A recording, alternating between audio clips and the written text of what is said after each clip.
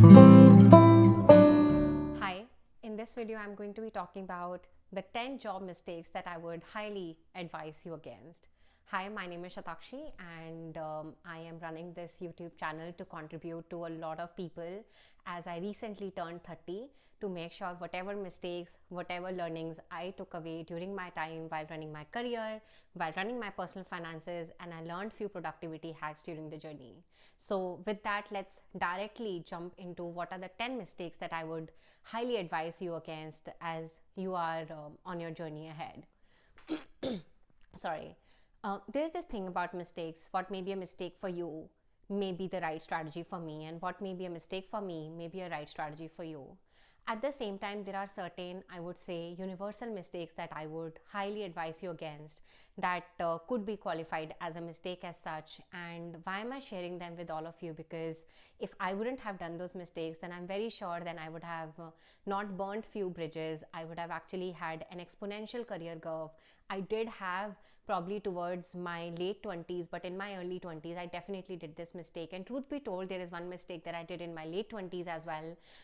Just probably there were biases coming in because I thought I now know how to manage relationships, I now know how to manage work as well. So with that, let's directly jump into this video. So this entire video of mistakes has been divided into three parts. First has to be related to relationships, second has to be around financial, and second has to be around the learning that you actually do during your job. So let's definitely jump into the first part, which is around relationship. I think the first mistake that I would highly advise you against has to be around largely impulsive decisions. In my first job, I definitely took few impulsive decisions, and I would be extremely honest and transparent. I have been guilty of being rude to few people as well. But in grander scheme of things, if I were to go back, I would definitely take decisions more calmly. I would not be as impulsive as I was. I would calm myself. Sorry, my throat is acting up today. And I would definitely make sure that I take decisions more patiently before just reacting. And I understand that, especially when you're in your early 20s, it could be that it will take some time to mature, right? I think the best learning that could take place is learning from someone else's mistakes rather than learning from your own mistakes. So the first mistake that I would ask you or request you to avoid is taking impulsive decisions. With that, let's move on to the second mistake that within the entire bucket of relationships. Ending on good terms. Many times young professionals, because they get this really good opportunity after their first opportunity, they get really excited to join the next bus or the wagon, right? Hop onto that next stop very quickly. But that also means many times they are really excited, and in that excitement they many times end up burning the bridges with their existing employer. It is something that I would highly advise you against. You may never realize this kind of mindset will eventually come to you when you will join the third employer, right? After moving out from your second employer, people check people's opinion before hiring, or for your MBA applications, or for your top consulting firm. I'm not sure if any one of you know this, but for example, when I was sitting for my McKinsey interview, it is just so intimidating. This is a very thin book that I always carry when I'm making videos, but they would have a 10x booklet of the same volume, 10x of this volume, and it will be called Shatakshi Sharma, or it will have your name, and they would have your entire history, entire geography, where all have you actually been to.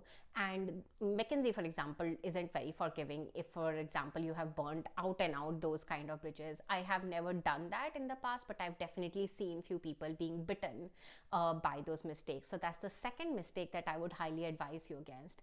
Try to negotiate if you want to negotiate reducing your entire notice period, but not at the expense of actually burning the bridges. So that's the second bridge or the second mistake that I would advise you against making, which brings me towards the third point, which is around gossiping. Oh my, I have seen so many people who have been bitten by this. Just because you are gossiping doesn't mean that you're not gossiping, doesn't mean that you're not the culprit. Even if you're lending your ear for someone who is gossiping is actually an equal I would say, setting a bad culture in the organization. It's said that the number 2 reason why employees are not productive in an organization is gossip, and founders and CEOs really care about setting good culture within the organization. So even if you're not the perpetrator, you're not the one gossiping, but you're lending your ear, that could be the third mistake that I would highly against. I would highly advise you to watch towards the end, because I'm going to be sharing certain really cool financial hacks as well, and mistakes that you should be avoiding during your job. We move towards the fourth point, which is about growth opportunities. So this is very important, largely because many a times we believe that I am asked to do 10 things, so let me just do those 10 things in itself, right? Very few people actually do over and above what other than those 10 things. So here I would advise you that why don't you figure out other 2 things that nobody else wants to do. When I was actually working at BCG, I did that at BCG also, which is Women at BCG club, where I actually proactively volunteered for a lot of things, not because I wanted to do those extra things, but I really felt passionate about it. Similarly, when I was at Groupon India, I was largely making sure that even though I was responsible for growth, I was very proactively talking with the marketing team, the finance team, the legal team, etc., making sure the entire team was coming together so that we deliver on the revenue that we had signed up for. Nobody will ask you to do those things, but if you do those things, right, there is always that A-star performer in the team. And if you can be that A-star performer, there could be multiple growth avenues for you. And if you're not doing those things, please do not be shocked or surprised if you do not get those promotion, right? Promotion does not go to those who basically think that I was asked to do those 10 things, hence I've done those 10 things, so let me get a promotion. Promotion typically goes to those in a competitive ecosystem where you do those extra 2 things, especially when nobody asked you to do those extra 2 things. So that's the fourth advice.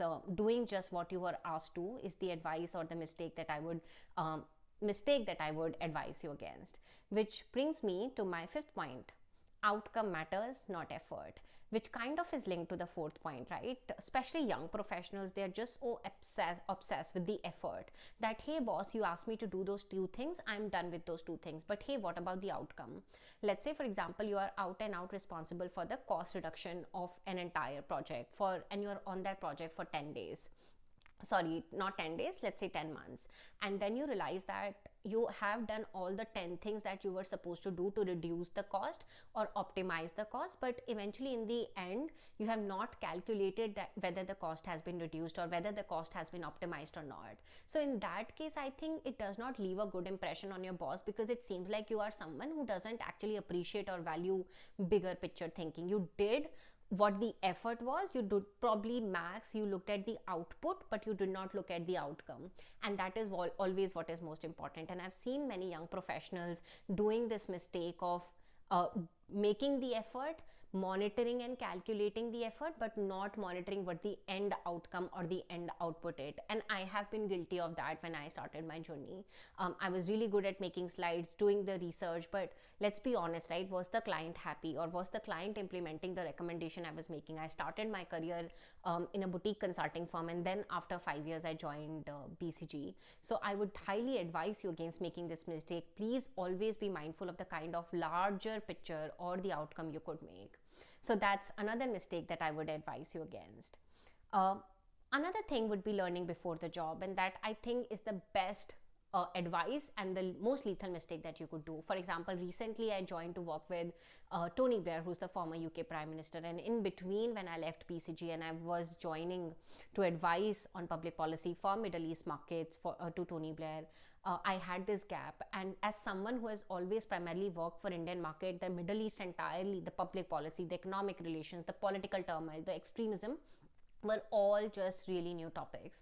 And I actively spent some time just learning about those things, so that on day one, I'm not just really surprised or shocked or do not understand the jargon. And truth be told, even though I spent certain amount of time learning those things, on day one, for example, I was a little bit lost, but there were still few things that I could catch up. It kind of sets a credibility for you. It kind of make sure that you are leading towards success in a new job. And I've been guilty. I've changed jobs. When, for example, I was joining Groupon India, I did not do this kind of homework before. What is a deals ecosystem? How does really e-commerce operate? And I was learning during the job. And I genuinely think my first 3 months would have had been a really great head start, if not a good head start, had I done my homework before joining a new career. So I would definitely advise you against making a mistake of just landing on a new job without any research or without any homework. So that will be another mistake that I will advise you against, which brings me towards my another point around learning and development. Getting periodic feedback, very, very frequent feedback. Once again, I've been guilty of doing this mistake, especially in my first job. I thought that whatever I'm doing makes sense until or unless after third month of a project, things kind of caught fire and a lot of people got the attention that this piece is not moving as per the expectation.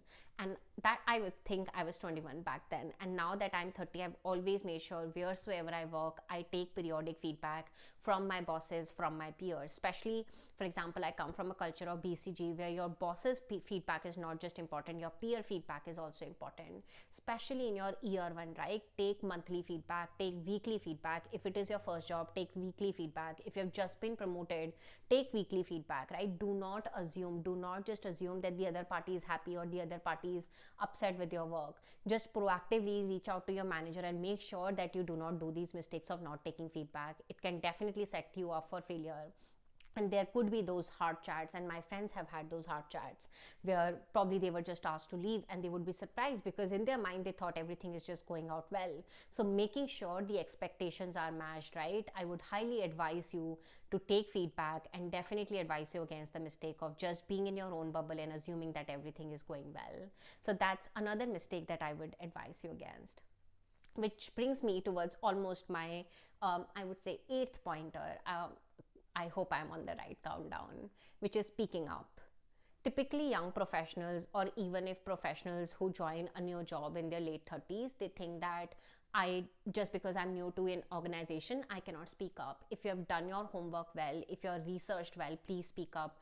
People, especially in today's day and age, absolutely hate yes ma'am or yes sir kind of people. Please do not be that person who just nods his or her head for everything that is asked to them, right? Have a point of view, but that point of view cannot be coming from the seat of your pants. It has to come from largely the kind of research you have done, the kind of homework you have done, the kind of chats you have had with people. And it could be hypotheses if not data driven, right? So that's the kind of mistake I would highly advise you against. Coming from BCG, I've never ever seen people getting promoted who were just a yes ma'am or a yes sir. BCG is all about advising clients, CXOs and CEOs, and if you do not have a point of view, it is very likely that you're not going to become a project manager or a partner. These people typically have a very strong point of view, of course, backed with data, but of course there is one thing that they're absolutely not, which is being a yes ma'am or a yes sir kind of person. Which brings me almost towards the last 2 points. Remember I said that you should be there are financial mistakes that you should not be doing, right? This entire video has been categorized into 3 segments. First, definitely around the lethal mistakes that can actually spoil your career. The second, around learning and development during your job. And third, around the financial mistakes that you could do. Which brings me towards the 9th point, which is around the entire financial growth or the promotions, right? Promotion typically goes to those who ask for it. And I've been guilty of not asking for a promotion for a very long period of time on certain new jobs when I was doing. So please make sure that if you do think that you have not just done the 10 things that were asked of you, you have done the 15 things, you have gone above and beyond, and you are not just someone who was just looking at the effort, but you are someone who has looked at the outcome also, then you should definitely be the one who should be asking for promotion. Not asking for promotion is a mistake that I would highly advise you against. And there are research backed studies which mentions that people who ask for promotions are the ones who get them. People who ask for promotions are the ones who get them. It is an unfair world. So please make sure that you deserve it to start with, and at the same time you make sure people typically think that how would I look greedy if I ask for a promotion, but trust me, people who are getting the promotions are the ones who ask for it in the first place. Which brings me towards the last point of the mistake that you could do in your job, which has to be around salary and negotiation.